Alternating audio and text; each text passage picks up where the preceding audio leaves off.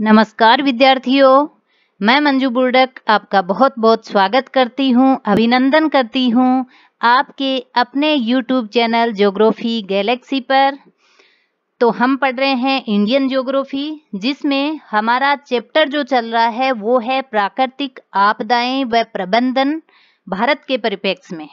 ठीक है, जिसमें हमने काफ़ी आपदाओं के बारे में डिस्कस कर लिया है, यानी पढ़ चुके हैं हम, जिसमें भूकंप, भूस्खलन, बाढ़ वगैरह हमने रीड कर लिया। आज हम जिस आपदा को पढ़ने वाले हैं वो है सूखा। ठीक है, आज हम सूखा नामक जो प्राकृतिक आपदा है भारत के परिप्रेक्ष्य में उसको पढ़ रहे हैं।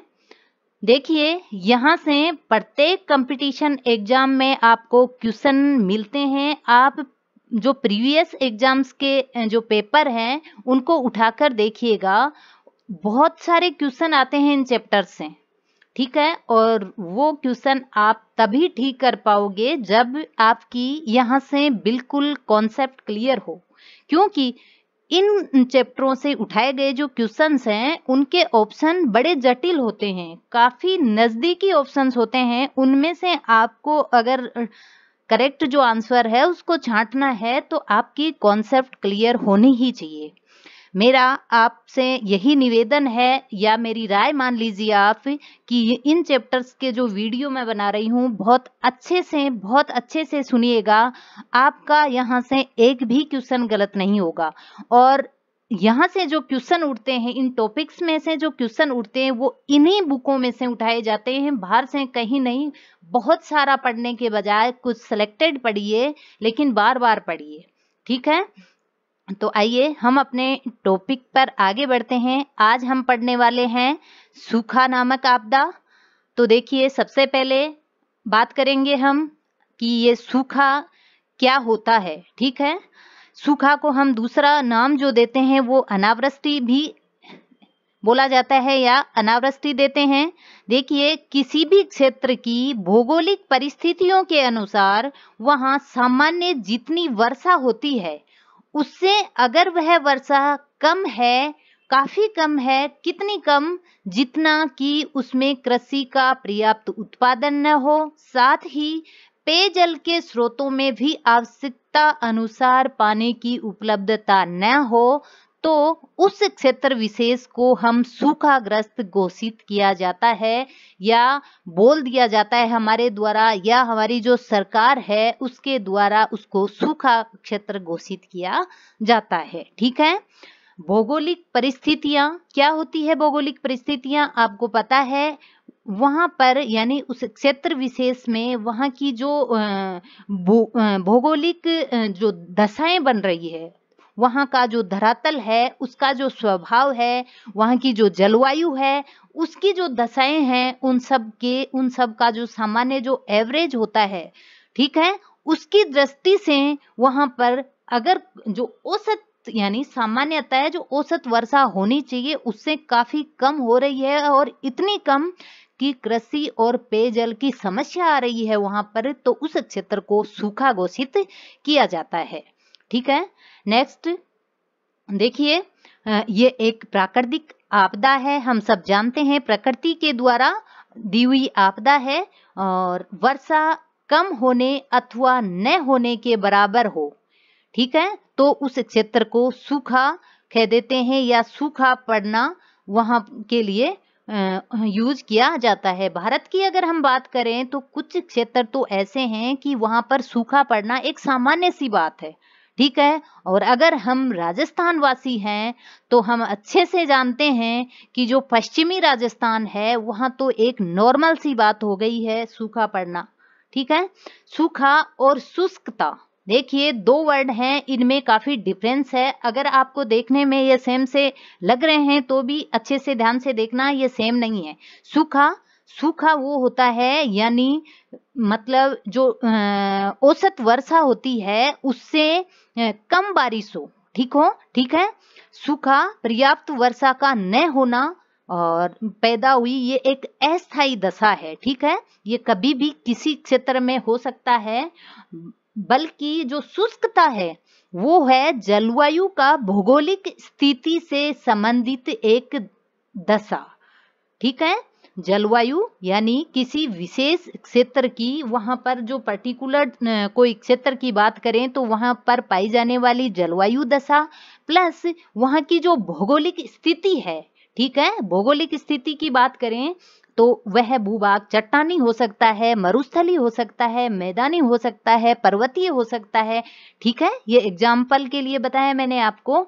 तो उस भौगोलिक स्थिति के अनुसार वहां की जलवायु की बात करें तो यही ताप, दाब, नमी, वर्षा वगैरह।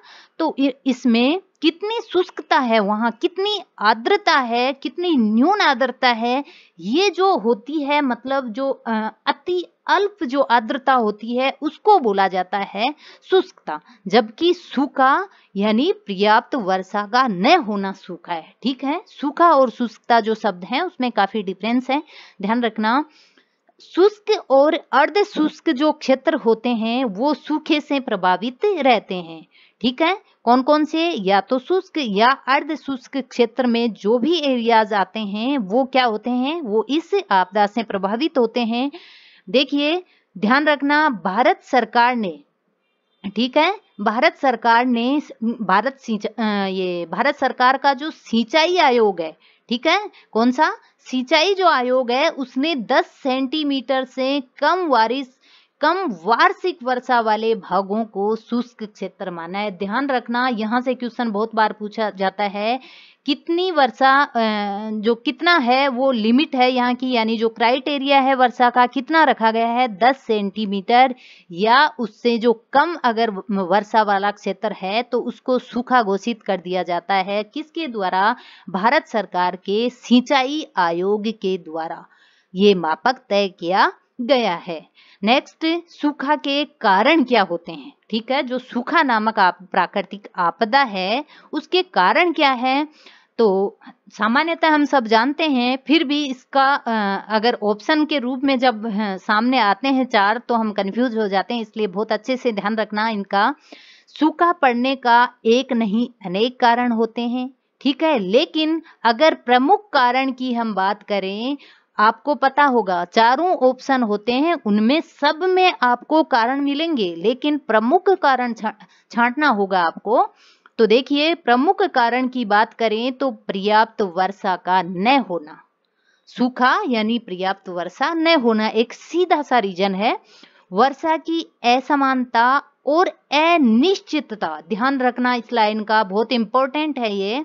अनिश्चितता और असमानता ये मानसूनी जलवायु की दशाओं के कारण होता है। ठीक है, वर्षा कम या फिर अनिश्चित होना भूमिगत जल स्तर को भी कम कर देता है, और अगर भूमिगत जो जल स्तर कम है तो स्वाभाविक है कि पीने की समस्या आएगी, लोगों को कहाँ से लाएंगे पानी? अगर भूमि में ही जल नहीं है तो पीने का पानी प्राप्त होगा कहाँ से? ठीक है, पीने का पानी नहीं प्राप्त हुआ, फसल को देने के लिए पानी नहीं प्राप्त हुआ, तो ऑब्वियसली वहां सूखा हो ही जाएगा। जो जलवायु है उसमें भी शुष्कता रहेगी। ठीक है, तो प्राकृतिक, इसका मतलब जो वर्षा का जो जल अवरोध है उसको न होने के कारण बहकर नदियों में चला जाता है।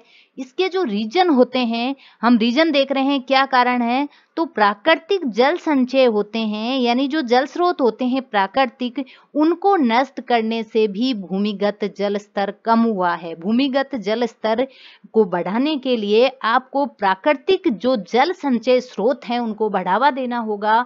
बात करें प्राकृतिक जल संचय स्रोतों की, तो देखिए, जो एनीकट है, जो नाडी है, टोबा है, और ये टांका वगैरह, ये जो भी प्राकृतिक जल स्रोत हैं, ये सब के सब भूमिगत जल स्तर बढ़ाने में, मतलब जो प्लस पॉइंट थे, ये नष्ट होते जा रहे हैं। साथ ही स्थायी जल नीति भी नहीं होने के कारण समुचित दोहन नहीं हो पा रहा है।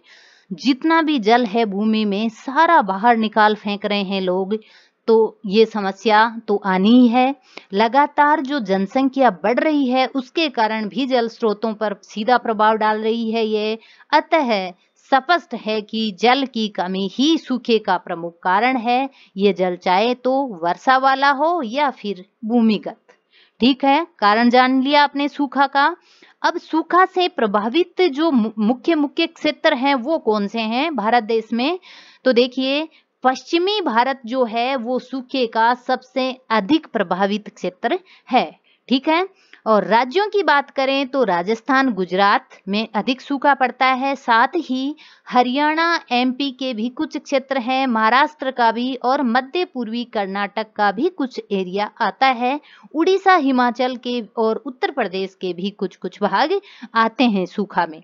ठीक है, अपर्याप्त और अनिश्चित जो वर्षा होती है वो ही सूखा का प्रमुख कारण है, ध्यान रखना। ठीक है, प्रमुख कारणों की अगर हम बात करें तो सबसे मोस्ट यही हो जाएंगे, अपर्याप्त और अनिश्चित वर्षा। भारत के कुछ राज्यों में सूखा स्थायी आपदा है, जैसा कि हम बहुत अच्छे से जानते हैं कि जो राजस्थान और गुजरात वाला जो एरिया है यहाँ पर तो ये एक स्थायी आपदा बन चुकी है। अब ध्यान से देखिएगा, देश के जो 30% क्षेत्र है उसमें प्रति वर्ष सूखा पड़ता है। ठीक है, क्वेश्चन आ सकता है यहाँ से, लगभग 30% जो क्षेत्र है वो सूखा ग्रसित होता है प्रतिवर्ष। भारत देश का औसतन 5 करोड़ लोग प्रतिवर्ष प्रभावित होते हैं इस आपदा से। साथ ही भारत का सिंचाई विभाग जो है उसने सूखा क्षेत्रों को 2 भागों में बांटा है। कितने भागों में? 2 भागों में। कौन कौन से? एक तो यह है कि सामान्य से 25% यानी 25% से अधिक अनिश्चितता वाले जो भूभाग हैं वो आ जाएंगे एक में। नंबर दो 25% तक, ठीक है, 25% तक अनिश्चितता वाले भूभाग। बात करें 25% से अधिक अनिश्चितता वाले, समझ गए होंगे आप, जैसे कि नॉर्मल वर्षा मान लो राजस्थान में 57% है। ठीक है, 57 सेंटीमीटर नॉर्मल वर्षा है। लेकिन अगर किसी वर्ष या किसी एरिया में 57 से प्लस में जा रही है 25% या फिर माइनस में जा रही है 25% उसके, तो उसको बोलते हैं हम क्या कि वो जो सिंचाई विभाग है अपने देश का उसने इस सूखा क्षेत्र में लिया है इसको कि 25% तक अगर कम हो वर्षा, अनिश्चित हो। ठीक है, तो इसमें आ जाते हैं 25% से अधिक है उसको अलग किया है और 25% तक है उसको अलग किया है। 25% यानी उससे भी अधिक अनिश्चितता है। ठीक है, कोई निश्चितता न होना, तो उसमें पश्चिमी राजस्थान और पश्चिमी गुजरात को शामिल किया है। जबकि 25% तक पूर्वी गुजरात और पूर्वी राजस्थान, पंजाब, हरियाणा, पूर्वी राजस्थान 25 तक है। ठीक है, जबकि पश्चिमी राजस्थान 25 से भी ज्यादा प्रतिशत। ठीक है, पंजाब, हरियाणा, उत्तरांचल, मध्य प्रदेश और मध्य महाराष्ट्र, आंतरिक कर्नाटक, दक्षिणी आंध्र प्रदेश, मध्यवर्ती कर्नाटक, उत्तरी पश्चिमी बिहार, यूपी, उड़ीसा को भी कुछ कुछ भाग इसमें शामिल हैं। भारत में लगभग 77 जिलों को, स्वतंत्र जिलों को अकाल प्रवृत्त माना गया है। अगर बात करें औसत जिलों की भारत में, तो स्वतंत्र जिलों को इस श्रेणी में लिया गया है। अधिकांश जिले, इन स्वतंत्र की बात करें तो इन 77 में भारत में से अधिकतर जो जिले हैं वो पश्चिमी भाग के हैं। ठीक है, और राजस्थान और गुजरात की तो बात करें तो आधे से अधिक जिले आपको सामान्यतः सूखाग्रस्त ही मिलेंगे। ठीक है, नेक्स्ट है सूखा समस्या और इसका संकट। ठीक है, इससे क्या समस्या आती है और फिर क्या संकट पैदा हो जाते हैं मानव के सामने। तो देखिए, ये प्राकृतिक आपदा सूखे से सबसे बड़ा संकट अकाल के रूप में उपस्थित होता है। सूखे के कारण अकाल के 3 स्वरूप सामने आते हैं। क्वेश्चन बहुत बार आता है, यहाँ से ध्यान रखना। 3 स्वरूप सामने आते हैं अकाल के। कौन कौन से? पहला तो यदि इतनी वर्षा कम हो जिसमें फसलें बर्बाद हो जाए, ठीक है, और अन्न का उत्पादन पर्याप्त नहीं हो रहा, तो उसको बोल देते हैं अन्न का अकाल। ठीक है, एक तो कौन सा हो गया? अन्न का अकाल, ये हो गया नंबर 1 अन्न का अकाल। नंबर 2 हो गया, अगर उस इतनी कम वर्षा हो कि अन्न भी नहीं पैदा हो रहा, साथ ही पशुओं के लिए चारा भी पर्याप्त पैदा नहीं हो रहा, तो उसको बोल देते हैं द्विकाल। उसको क्या बोलेंगे, द्विकाल यानी नंबर 2। और नंबर 3 की बात करें तो यदि वर्षा इतनी कम हो कि उसमें अन्न भी नहीं उपजे, चारा भी पैदा नहीं हो और पीने के लिए पर्याप्त पानी भी उपलब्ध नहीं हो, तो उसको बोल देते हैं त्रिकाल, जो कि सबसे खतरनाक होता है। ठीक है, त्रिकाल। तो ये 3 प्रकार हैं अकाल के। राजस्थान में 1987 में 1987 में पड़ा जो त्रिकाल था, याद रखना 1987 में जो त्रिकाल था वो हजारों पशु मारे गए थे यहाँ, यानी अपना ग्रास बनाया था हजारों पशुओं को।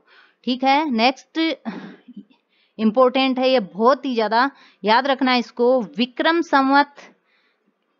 यहाँ क्वेश्चन में क्या आता है, कभी शक संवत आ जाता है, कभी विक्रम संवत आ जाता है और कभी ईस्वी सन आ जाता है, तो आप कंफ्यूज मत होना, ध्यान रखना। अगर विक्रम संवत की बात करें तो इस अकाल को छपन्या काल बोला गया है, 56 का अकाल या छपन्या काल बोला गया है, और ये विक्रम संवत 1956 के अनुसार बोला गया है।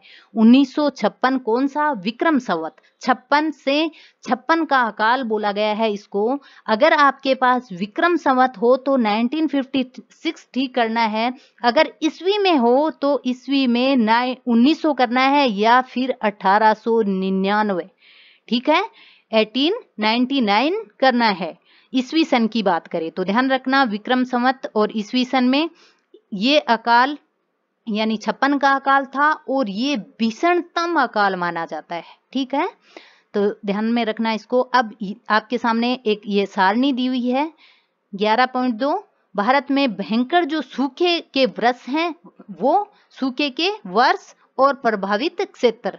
ठीक है, तो कितना लाख वर्ग किलोमीटर इन वर्षों में जो भयंकर सूखा पड़ा था उनमें प्रभावित हुआ है वो दिया हुआ है, आप ध्यान से देख लीजिएगा। 1877 में पड़ा था, फिर 1899 में वो 56 वाला अकाल, 1918 में फिर आया और 1987 में जो हजारों पशुओं की मौत हुई थी वो फिर आया। इस प्रकार आप ये ध्यान में रखिएगा।